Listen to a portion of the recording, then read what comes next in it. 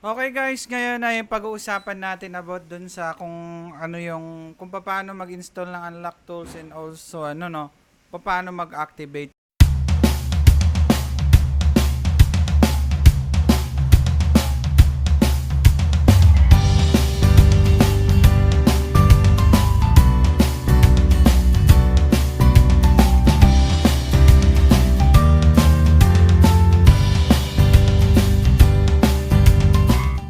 So tanong kasi ni Sir Caveman, sabi niya, "Boss, pa-request naman step by step paano pag-activate na account sa unlock tools." Yung nakikita ko kasi yung WhatsApp kino-contact, 'yan.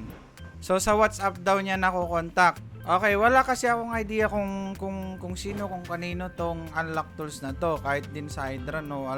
Actually wala akong pakialam doon kung kanino. Ang importante is makatanggal ng password. So ito na nga ang pag-uusapan natin, no? So ngayon, unang-una is pupunta ka muna dito sa unlocktools.net, no? So unlocktools.net. Yan. So pwede mong i-search lang yung unlocktool.net, ganon. Unlocktool.net. Yan. So pupunta diyan. So nakalagin kasi ako dito.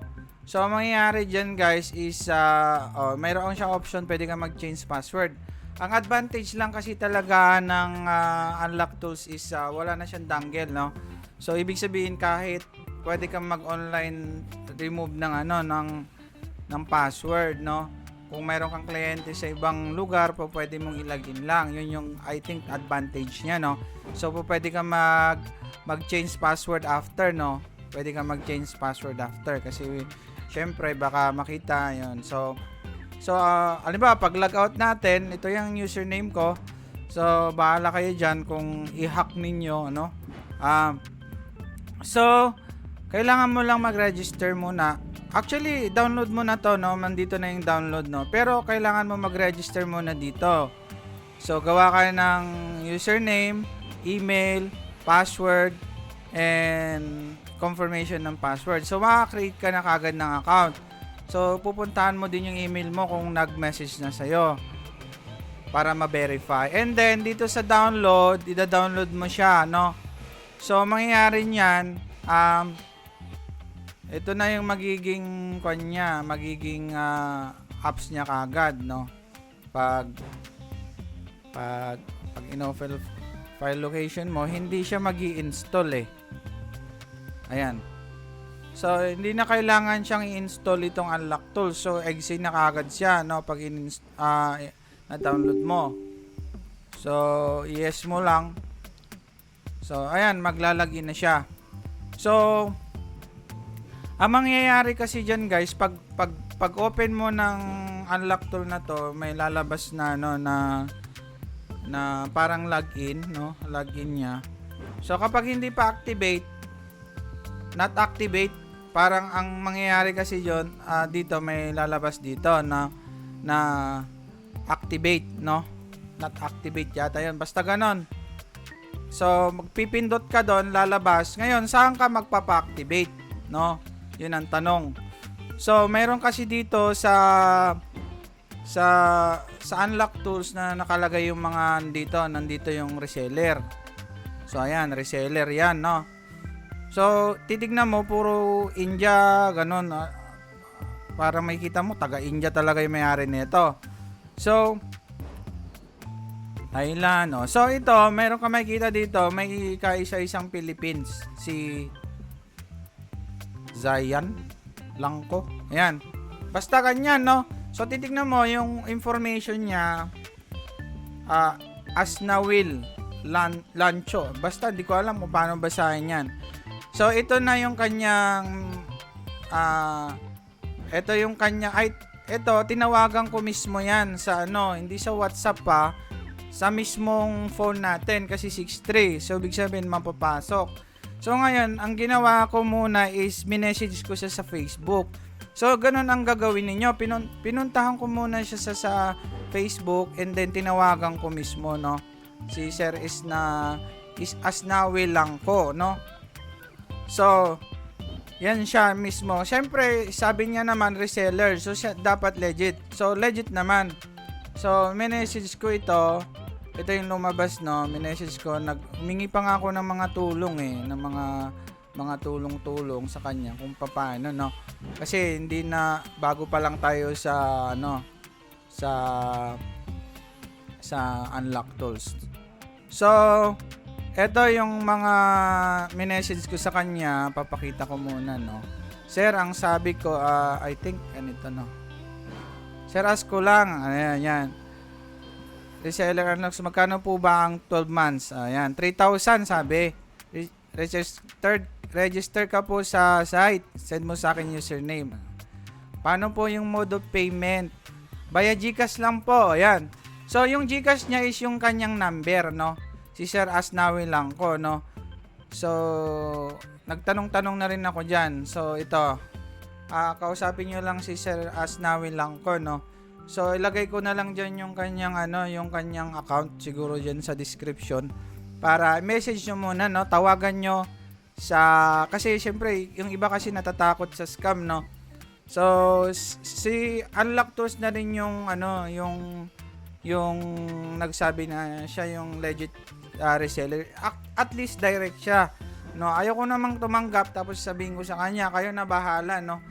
Kayo na bahala makipag-usap sa kanya. So, pag login natin, ayan, pag login natin diyan, kasi yan actually umaabot yun guys ng no. Bakit time out? Umaabot yun guys ng around no. Nagba-validating pa siya ng kung makikita mo, ng license, no. So, ayan na siya. So, nandyan lang. So, 12 months to, ang mangyayari dyan, I think is, hindi ka makakapasok pag nag-expire, 12 months lang. So, ang importante dyan, I think umabot lang yan ng wala pang no. Sabi niya, 6 minutes daw, no. 6 minutes to 6 hours. 30 minutes o 6 hours before ma-validate. Basta importante, ma-contact nyo muna bago kayo mag-send ng GCash, no? And then, may mga siya dito, may mga drivers, install nyo na rin itong mga to. And kung kulang pa yan, kailangan nyo mag-install mag-search lang kayo. Kung dati naman kayong gumagamit na ng Hydra, halos lahat naman ng drivers is nandun na kay Hydra, no. Magagamit mo na kagad si Unlock Tools. Ang napansin ko lang kasi guys napansin ko lang kay akala ko kasi walang error kay kay Unlock Tools, no. So may error din, parehas din siya ng ng Hydra. Hindi din ganon. Hindi mo masasabing mas maganda si Unlock Tools. Hindi mo rin masasabing mas maganda si Hydra. Pero nakikita ko mas user friendly siya, mas kakaunting pipindutin mo, pipindot ka lang, no. Sa Hydra kasi may mga mas maraming mga errors and marami kang pipindutin. So dito isang click mo bigla na lang matatapos kagad, mga ganon, nakita ko, no. So mayroon lang tayong option para kay Hydra tool, no. Kung gusto ko niyo magkaroon ng Hydra tool, yung Hydra tool kasi pwede rin siya Shopee, no. So, mabilis lang yon. Dito, kailangan mo lang mag-GCash. And hintay ka lang, no. Kailangan mo lang yung reseller na si Sir Asnawi lang ko. So, yan, no. So, sabihin nyo na lang din, no, pangalan ko, nirecommend po ni Sir Boots sa vlog niya kung paano magpa-activate, no. Makiusap na lang tayo din ng maayos. And then, payo ko pala sa inyo, no, kasi hindi lahat ng tools is perfect. Hintayin natin sila na makapag-update kagaya ng Hydra. Syempre minsan nakakaasar, 'di ba? Kasi binayaran nga natin. Pero hintayin natin, ha. So ang mali lang kasi ni Hydra tool is naglalabas na kaagad siya ng bagong update na dapat sana, no, yung old pa lang magagamit mo pa sana ng maayos. Then yung bagong update sana is nasa sayo kung gusto mo munang gamitin kasi parang beta muna. Wag mo muna dapat alisin yung dati kasi wala tayong magagamit. Yung isang araw lang, halimbawa nagpapatanggal password 4, 5, 3, di ilang libo ng na ano yun, na nasayang sa isang araw. So that's why kumuha tayo ng unlock tools. Sa mga guys, sa mga hindi pa nakapag-subscribe dyan, like naman ang video natin. So sana nakatulong sa inyo to, no. So message nyo lang din ako, mag-comment lang kayo dyan sa baba kung ano pa yung mga gusto nyong i-vlog natin, no. Sana nakatulong tong video na to. So bye bye guys.